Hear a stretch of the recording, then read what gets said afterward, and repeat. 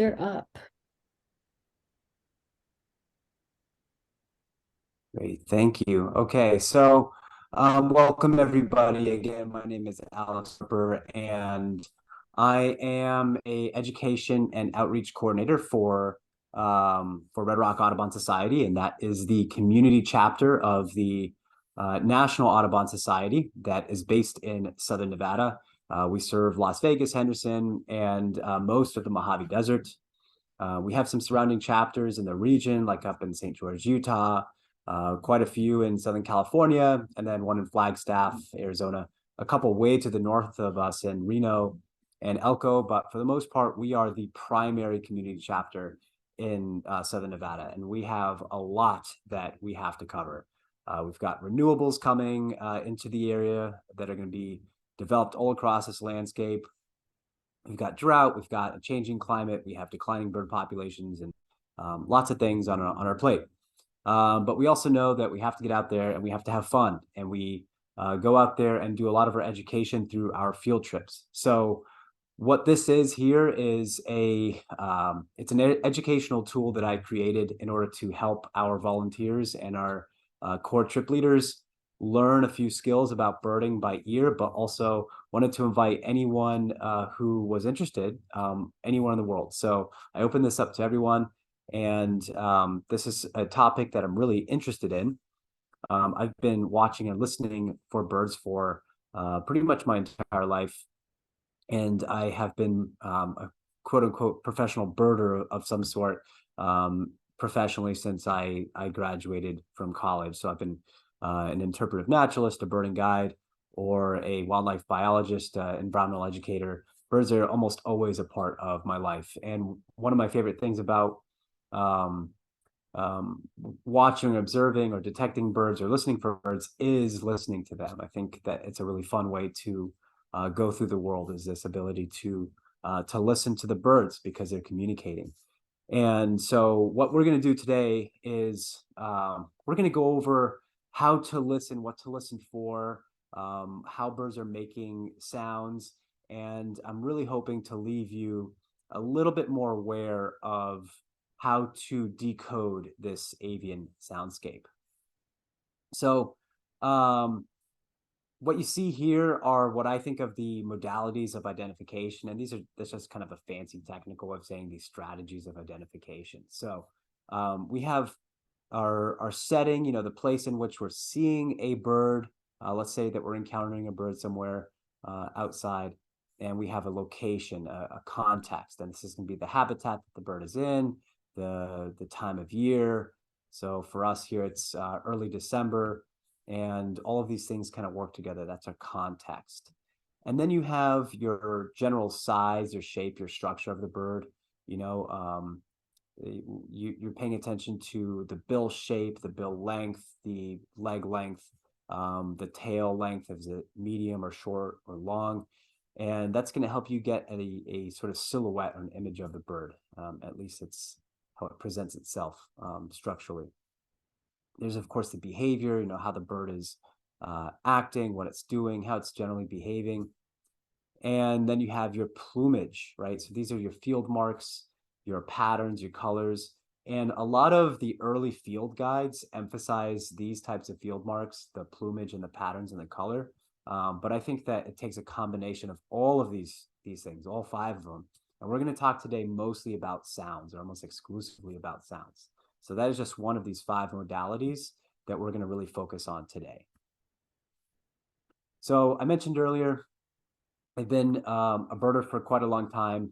Here on the left-hand side, you see me with a clipboard looking like a scientist. And this is from almost 10 years ago in the Rocky Mountains of Colorado. I was on a field job where my job was to go out into various parts of different U.S. forests and census birds. And this was to get a sense of the bird populations over time. The idea was to go back to this very place around the same time of year over the course of many years or decades and see what the trends are, how the bird populations are changing. So that's me 1 year collecting that data. And you'll notice that I'm not really engaging with my binoculars, I kind of have them down because I'm mostly using my ears to detect birds and write down the species that I believed it was and how far away it is, which species of tree I think it was utilizing. In this case, it's a lodgepole pine forest. And that's really common in biology, is to be engaging your hearing to listen for birds, because you can generally identify birds based off of the sounds that they're making. They make unique songs and calls. So I was privileged to be able to do that after college, and I learned to really appreciate identifying birds by sound. So when you're out there listening, let's say you're out in the environment, maybe you go out tomorrow and you're paying a little bit more attention to the bird sounds around you. Hopefully you do, because that means I did at least part of my job here. And when you're out there, you're hearing all these other sounds that are natural and then some that are unnatural. But collectively, any sounds that you're hearing in the landscape, you can think of as a soundscape. And birds and other animals that make sounds are generally doing this to communicate. They're trying to convey certain messages to other animals that are the same species, or sometimes even other species. And so they're supposed to stand out in their environment. And that helps them to save energy, and it decreases the vulnerability to these organisms. So it's important that they evolve to communicate very efficiently in what I call, and other people call, the soundscape. There's a book that I will mention later that gets more into the soundscape. So you can think of it this way. Birds sound different from one another so that they can tell each other apart. And I don't mean that from an individual to individual within a species. I mean across different species, they all sound quite different from one another, to the point that many birds have diagnostic sounds that they make, sounds that are completely unique to that species. And we are able to, with practice, discern those things and pick them up. Okay, so let's start to dive in a little bit more. What I want you to get out to, what I want you to get out of today. So I want you to have a better understanding of how, why, and when birds vocalize. I want to help you better visualize and describe the sounds that you're hearing, help you know what to listen for. And I'd like to share a few tools for memorizing and learning bird sounds. So here's some of the basics. As I mentioned, songs are diagnostic, and most birds have at least one song that they make. Whereas many birds might make many different types of calls. Calls tend to be, they might have functions that vary differently from a song. And so birds are going to be creating different calls or uttering different calls to express different things. And they have a different function, and we'll get into that in just a little bit. Of course, not all sounds that birds make are from the vocal organs. Some of them might be drumming, like from woodpeckers. We have short-eared owls. They will slap their wings together in flight. And you've probably even noticed pigeons doing that. Pigeons will do that sometimes during the breeding season. Snipe and hummingbirds, they will dive and let air rush through their feathers. And grouse will drum their chests. Sage grouse balloon air sacs. Birds in all sorts of ways. The greater roadrunner will chatter its beak really fast and make this sound that's sort of like the bill snapping together very quickly. But for the most part, when you hear a sound, especially a song, you are hearing sound uttered from the specialized vocal organs of birds. And most songbirds, indeed, I think all birds, but I might be mistaken on that, but definitely all songbirds have a specialized organ called the syrinx. And what makes that unique is that it has two different chambers that can be, and they can be controlled or manipulated like an instrument simultaneously. So you have two different origins for sound to be created, coming from more or less the same organ. And that's why you can hear birds make extremely complex sounds, because sometimes they're making two different sounds at the same time, but it's coming out the mouth. So that can account for at least one of the amazing things that they're able to do when it comes to song. And they've got this, hopefully you can hear it. Yeah? Yes, we can hear it. Thank you. I had to phone a couple friends there. Thanks for stepping in. Okay, I hope that wasn't too disruptive. Thanks for that. So for the rest of you, um, there is an option when you share the screen to have audio. Sometimes it automatically is checked off, I guess, because I haven't had this issue before. So thank you, everybody. I appreciate you. So back to the syrinx. Let's not waste any more time here. The syrinx has that ability to create two different sounds at the same time. And thrushes, I think you can hear that capability shine through quite a bit in their songs. This is a gray cheek thrush. That's one bird making one song at the same time. But you can hear how many different sounds are being produced. Pretty nifty. Okay, let's move on. We've got to make up for a little bit of lost time.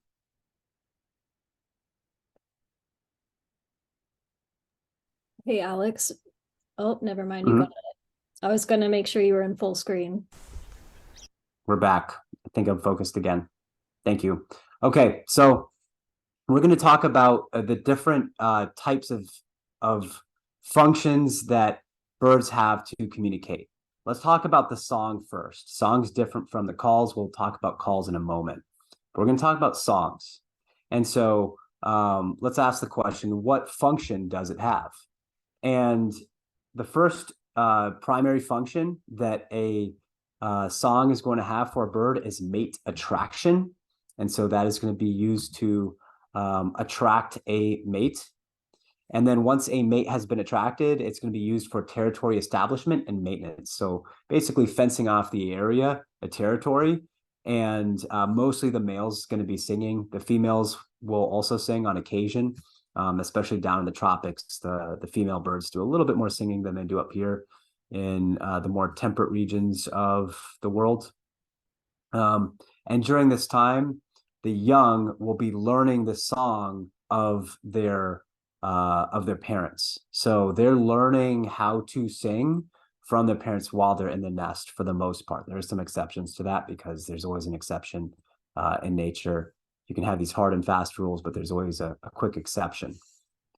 So for the birds, let me rephrase that. So for the birds that learn how to sing, it's not inherently known, then they're typically learning while they are still in the nest from their parents, particularly their father. And again, songs are unique to the species. That's important because if they all sounded the same, or a couple birds that share the same habitat or environment sounded the same, they would be attracting a bird that is not the same species and not what they're looking for to pass along the genes.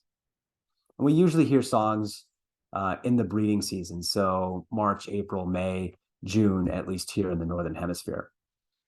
And as I mentioned, songs are usually learned and they require some practice to polish. I mentioned that there are exceptions. There are always exceptions.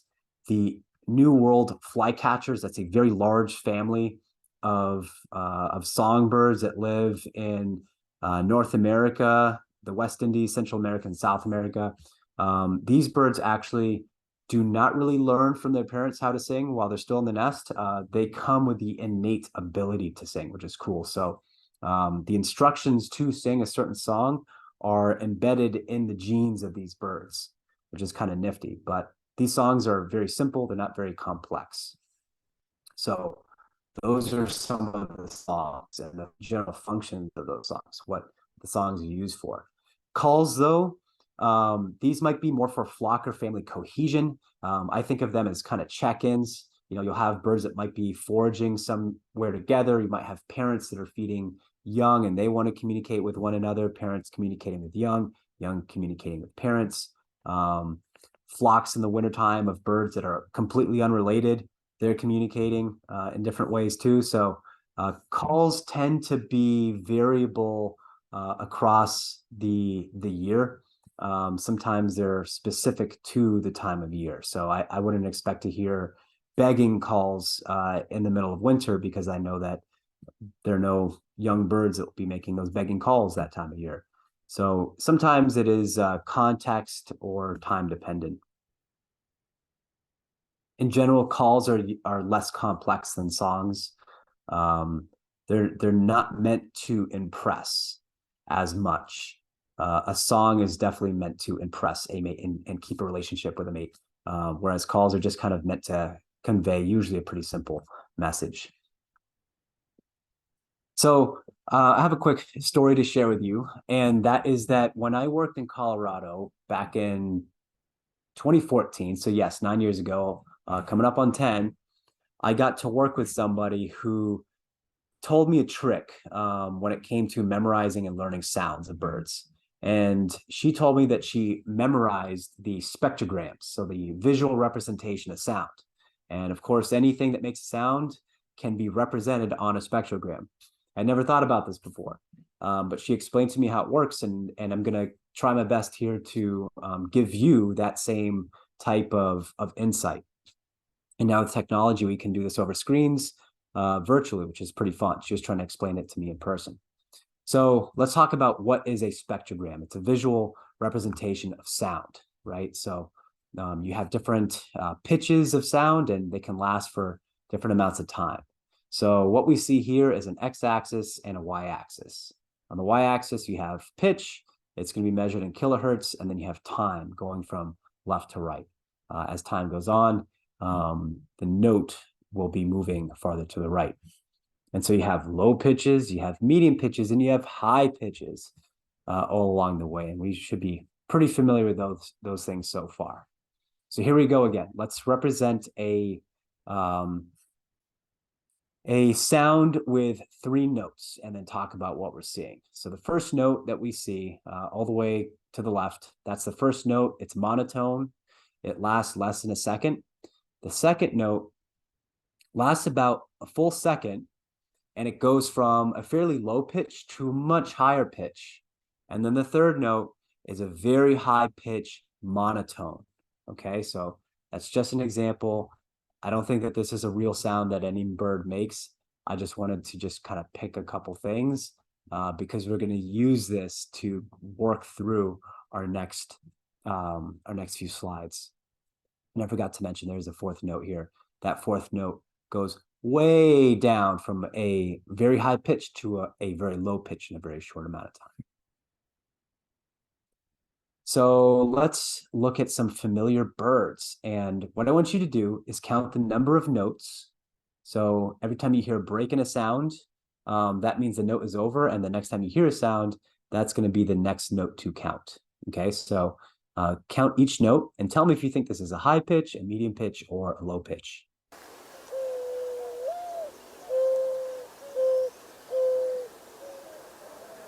And actually, you don't have to tell me anything.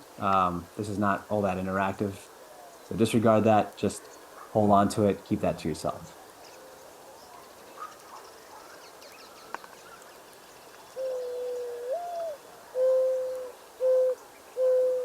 So you should be hearing 4 notes, and they should feel or sound very low pitched to you. Let's do the same with a great horned owl.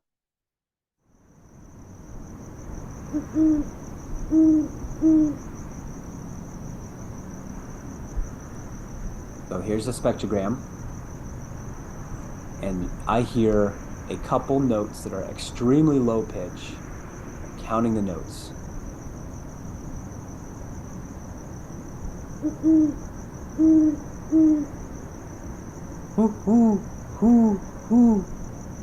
So I'm hearing 4 different notes, with the first one kind of short. And then if I'm looking at the middle of that spectrogram and I'm seeing what kind of looks like scribbling along, those are the insects. Listen to the crickets there. They're registering as higher pitch than the great horned owl. And they're constant, so they kind of make that streak across the spectrogram. So again, this is a nocturnal soundscape that we're listening in on. And then, of course, there's some birds with extremely high-pitched calls. Cedar waxwings are so high-pitched that some people actually have a lot of trouble hearing them. I know that as we age, we lose the capacity to hear those really high-pitched sounds. So if you can't hear this, I'm sorry, you may not be able to hear cedar waxwings when they're flying around you looking for olive fruit or mulberry fruit in Las Vegas. There's a house finch singing in there too. Okay, so that's how we're gonna use those spectrograms to dive in a little deeper now. Okay, so we've talked about songs, we've talked about calls, we've talked about how to interpret a spectrogram, and now we're going to look for the patterns, speed, and repetitions of songs. So songs, again, these are usually sounds that birds make that are meant to attract a mate and then maintain a nest site. They're not typically doing this throughout the year, although some will practice a little bit. But 95 to 99% of all the singing that you're going to hear is going to be happening when it's time to attract a mate and maintain that nest. So what I want you to do is be paying attention to a couple things, okay, as we go through the next few slides. I want you to be noticing if when we hear a bird song, if there's a note that repeats itself over and over and over and over in this repetition, in this repeating sequence. And I want you to note how fast it is as well. So we're going to be taking special note, again, to reiterate, of the repetition of notes, or maybe they're completely different notes in a sequence, and how fast they're going to be coming at us. And a way to think about that is be thinking about if each note is too fast for you to keep track of and count, or if it's slow enough that you can keep track of each note. This will make a lot more sense as we go forward. Okay, so let's look at the example of a warbling song. Warbling song is one where you have all these different notes where it's not repeating itself, so there's no predictable sequence, and it's happening so fast that I cannot count each note. And if you're looking at a spectrogram, you're seeing all over the place. All of those are different notes that are put in a sequence so quickly that you can't really keep track. And this is a warbling song. I can't count those notes. It's happening so fast. Many of our finch species are warbling birds, but our warblers, our New World warblers, are not really making warbling songs. Nobody asked me when they're naming these birds how to name them, but that's just one of those misnomers that exists out there in natural history. So that was an example of a warbling. So very fast and a lot of variety in the notes. Here's a chipping sparrow. So what you're going to notice here is no variety in the different notes. And you can see that quite easily on the spectrogram. You see this kind of the same pattern over and over and over. But what that does have in common with the warbling is it's happening so fast that it's really difficult to keep track of the number of notes. That was like 12.5 notes in just a couple seconds. That's the chipping sparrow, great example of a trill song. And maybe you noticed this, but this bird is a chipping sparrow, not in breeding plumage. I took this photo in the fall, so this is not a time that that bird would be singing. They don't look like that when they're singing. Some of you may have noticed that. There's always the bird police out there. Here's an example of a bird that is singing notes that are slightly different than the one prior and spaced very slowly apart. So I can count the number of notes here. It's a very slow song, actually. It's quite typical of vireos is to have a very slow musical song.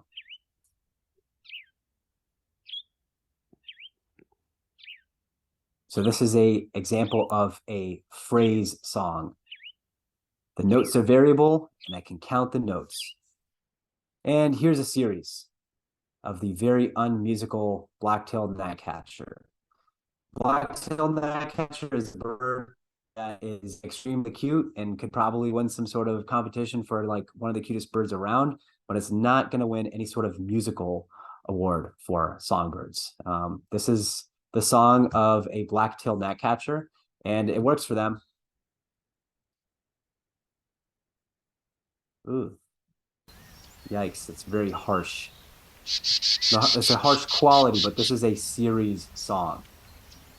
So I can count the notes it's a little bit faster than a trill, but it's more or less the same repeated note over and over and over, just slower. So it's not a trill anymore like the chipping sparrow. And then you have some birds that have all sorts of crazy patterns. Here's one of my favorite songs in the entire Southwest or the Western United States and Mexico. This is a canyon wren. If you've ever been along the Colorado River or many of our canyon lands Southwest, especially in the springtime, you've probably heard this song. Follow the spectrogram here. About a dozen notes. Each note is a little bit lower pitched than the other one. And then when it gets to the very end of that sequence, it gives 3 to 4 very harsh, kind of scratchy sounds. So hopefully you're starting to see how you can visualize these sounds a little bit more. And when you go birding, again, and you start to hear sounds, try to imagine where that sound that you just heard might fit on that spectrogram, how long the note lasts, so how long the sound lasts for, and maybe where it would register. And then the behavior of the note. Does it get higher as the sound goes on? Does it get lower? Does it stay more or less the same? These are the types of things that you can ask yourself when you're out there. Now, in general, there is a little bit of plasticity or differences in the songs with different species of birds across populations, especially birds that have really big populations. It just makes sense that there'd be more variety there. But I have a special affinity for this bird. This is a white-crowned sparrow. If you're tuning in the Western United States, you're very familiar with the white-crowned sparrow. If you're tuning in from the East Coast, you're probably a little more familiar with the eastern counterpart to this bird, or the more eastern counterpart to this bird, the white-throated sparrow. But one of the things that makes this bird so unique is the plasticity in its songs. So these birds have especially pronounced dialects across a population. And you can think of it kind of like this with white-crowned sparrows and other sparrows, other birds that have dialects like northern cardinals, Carolina wrens, Buick wrens, song sparrows, common yellowthroats, yellow warblers. All these birds have these dialects. And you can think of it as like the English language. And you might have what is the equivalent to a southern accent across a region on the continent of white-crowned sparrows or some other type of bird. And then you zoom in a little farther and you realize that even within that region, there are even more dialects. So if you were to go to the South and go to Alabama or Louisiana, you'd start to develop that ability to discern that the southern accent has so much more to it. It's very dynamic. A lot of languages are that way, but to me, that's like I notice that more personally when I'm traveling through the South. As I go to different states, I can tune in a little bit. So that's the same case for these white-crowned sparrows. And so what we're looking at here on the right-hand side is a map of white-crowned sparrow locations in which there were recordings taken of the bird's song. And then to the left of that, you can see visual representations of sound. You see all these different notes across the population. And this is going to be in coastal Washington, Oregon, and I think very northern California. So these are the different sounds that white-crowned sparrows can have in coastal areas throughout a pretty limited part of their range. They have a huge range in North America, but even in a very small part of it, you have these differences. And looking at those visual representations of sound there, what I am noticing is that the first note, and it represents itself as a very sort of like thick line that is monotone. That's the introductory sound of the white-crowned sparrow. And that introductory sound is supposed to, it's thought of as an interruption, right? The bird goes from silent to singing, but it wants to get the attention of all the surrounding white-crowned sparrows in the vicinity first. So it starts with that introductory note, and then it has its own little touch, its own little flavor that might be particularly appealing to a mate out there or not. That's survival of the fittest in action there. So what I'm going to do is I'm going to play for you 4 different sounds of white-crowned sparrows. pay attention to that first note. You'll notice that it often sounds very much the same across the 4 examples, but then it gets a little bit more creative as we go along. So here's the first one.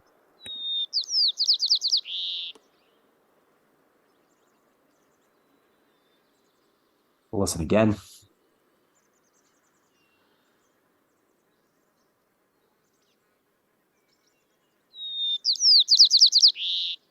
That's the first one. Here's the second one.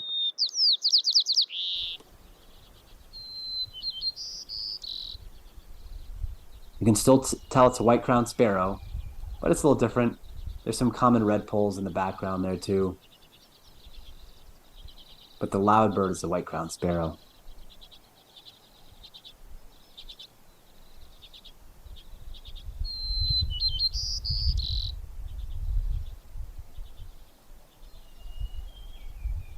We'll play these two at the same time, and you can compare them side by side.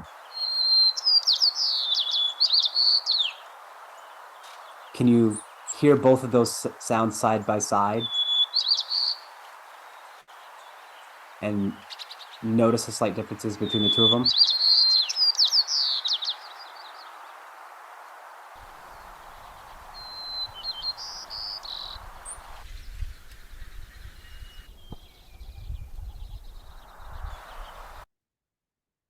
So, okay, moving on from that. I hope you got the point there. And that's that there's sometimes a lot of variety amongst populations of some of these songbirds, but generally you can tell when a white-crowned sparrow is a white-crowned sparrow, even if you can't particularly figure out where in the population it came from, unless, of course, you're at that location where the recording was taken. So then we'll go through now a couple comparisons.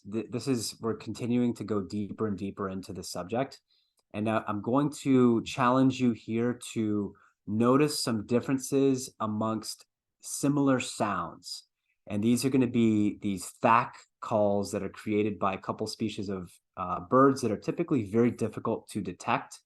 They tend to be birds that might hide in the understory. So we're going to look at Lincoln sparrow, fox sparrow, brown thrasher, and ovenbird, as well as this dark-eyed junco. But listen to this call. They often do this when they are alarmed. This is a dark-eyed junco, and it kind of makes this smacking sound. And you can practice these sounds that these birds make by putting your tongue up against the roof of your mouth and then moving it fast away from the roof of your mouth. It makes this pop sound, this thack, and you can mess around with that. You can like suck your teeth or smack the top of your mouth. It's going to produce different sounds. And those different sounds, to me, sound similar to these types of birds. And so this is just something that works for me.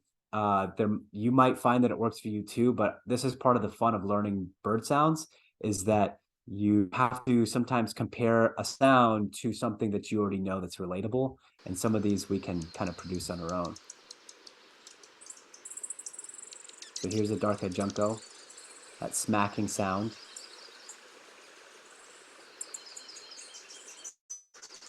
And then compare it to this Savannah sparrow. It sounds very similar.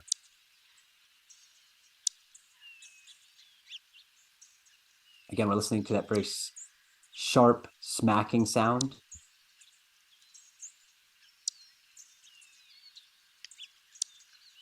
The Savannah sparrow is related to the dark-eyed junco. They're both species of sparrows.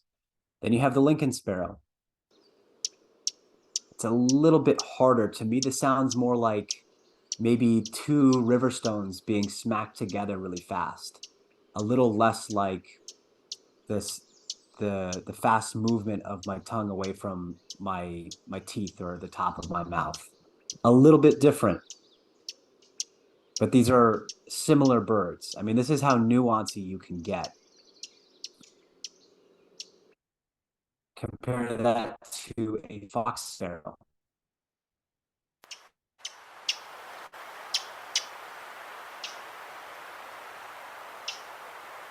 That first part, especially, it's really noticeable.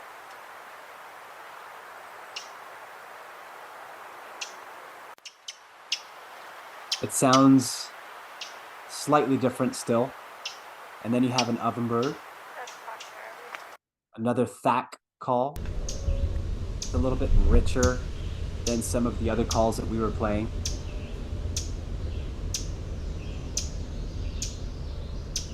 Maybe sounds like marbles or river stones being smacked together. And I'm not playing these for you to memorize them. I think that would be a ridiculous. Oh, this is part of I must be near an ovenbird's the recording. nest. The pair was here, and one of them is circled around behind me and is continuing to scold. So these recordings are taken from an online library called Xenocanto. You can take them there and use them for things like this. And sometimes you come across gems where people put things in the recordings. I forgot that was there. Usually I don't listen to that recording for that long. I've moved on. So what I want you to do, back to, I'm going to back up again and go back to what I was saying. I'm not expecting you to, and you shouldn't expect yourself either, to memorize all of that. But what I do want you to get is that you are able to discern these sounds of birds that are oftentimes related, and they're going to have different visual representations, one on a spectrogram. So that definitely helps you out a little bit. But I want you to just to develop the sense that it can be done. And maybe you're experiencing that on your own, but all of those birds that made those sounds can be quite secretive and hard to find. But over time, you can develop the ability to pick them apart. And sometimes habitat just kind of makes sense. So for example, juncos and Lincoln sparrows, they're both in southern Nevada right now, but if I heard that sound coming out of cattails, I'm going to assume it's a Lincoln sparrow and not a dark-eyed junco. So that's when you use some of those other strategies to tell these birds apart. One more example here is a brown thrasher. This is more of a smack. This is not a bunch of marbles or river rocks being smacked together. This is more of like smacking the top of your mouth with your tongue. I hope you hear that type of stuff. And then you've got common yellowthroat in there and northern cardinal. So this is taken somewhere out east. And here they are all together. Compare them.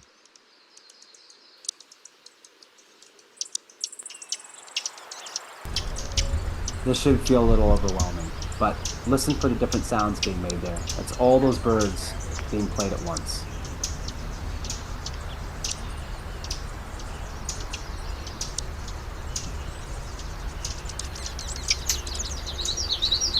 Okay. That's as about as advanced as it gets, everyone. So if that seemed daunting to you, it maybe should be. But I want you again to see that it can be done. Not all sparrows sound like that. Some of them sound like Pomeranians or Chihuahuas. This is the sound of a song sparrow. Does not make any of those little chipping sounds. I want to know in the chat if you think this sounds like a Chihuahua or a Pomeranian or some other type of dog.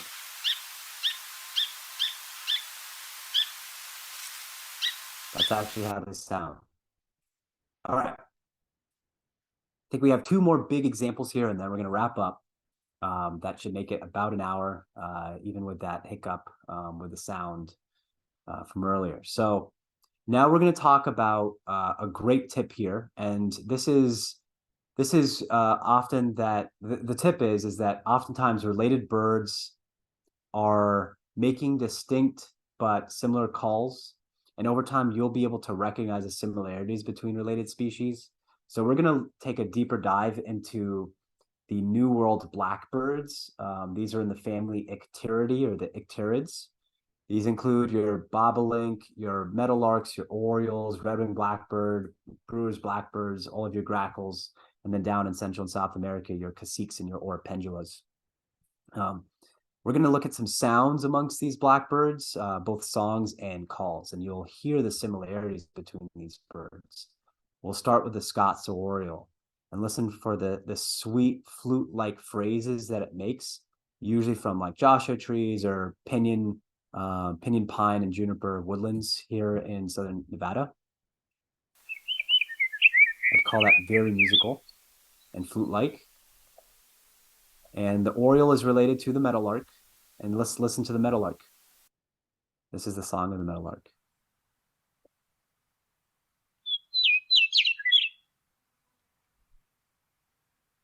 I'd say it's a little less fluty, but very similar, almost identical, actually. So let's hear them side by side.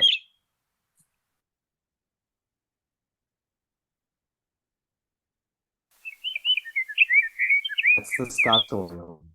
Here's the western meadowlark. That was the western meadowlark.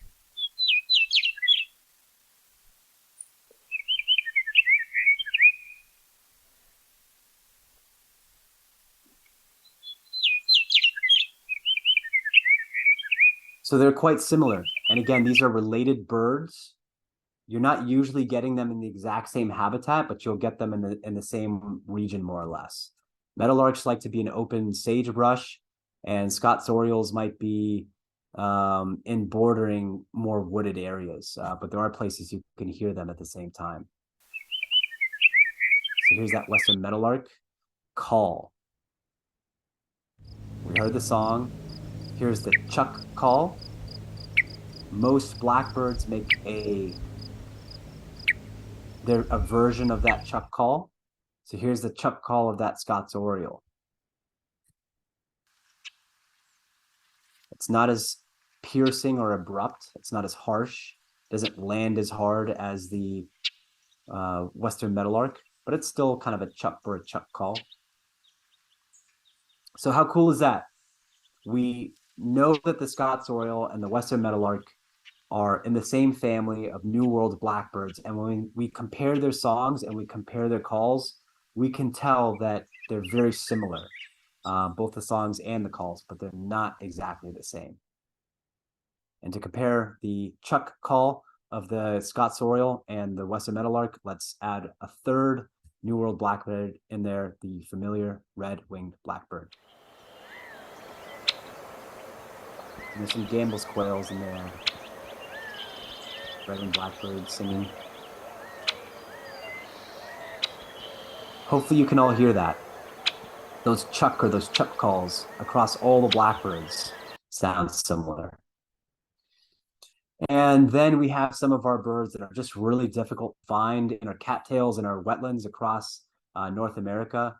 Typically, these are rails and least bitterns. Those are the ones that we're targeting in those wetlands. And we're going to compare two birds that gave me some trouble for a long time. And then I compared the spectrograms, and I realized once I saw the spectrograms, it was a lot easier to count the notes. It was very advantageous. So that problem was solved for me once I added this other tool to my kit here. So we're going to compare the calls of the Virginia rail and the least bittern. These are two birds that are about the same size, and they inhabit the same habitats, and they're both notoriously difficult to see. You're most likely going to hear them way more than you're going to see them. So it helps to know the sounds that they make to detect them and know that they're there. The Virginia rail is a bird that I have been in the habitat of many, many times, but I'd say when I do detect them, it's 99% of the time it's going to be just a vocalization. That's all I get. So here's the Virginia rail.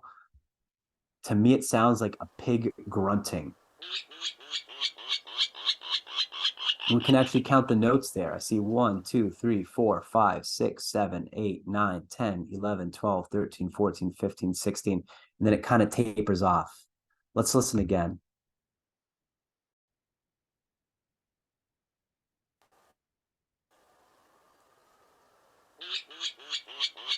Kind of tapers off there at the end.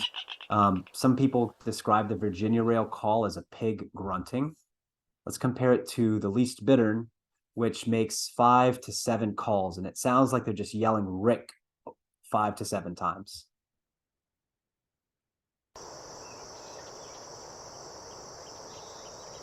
That was it there. That was the least bittern. Okay. So let's just compare those one last time, actually.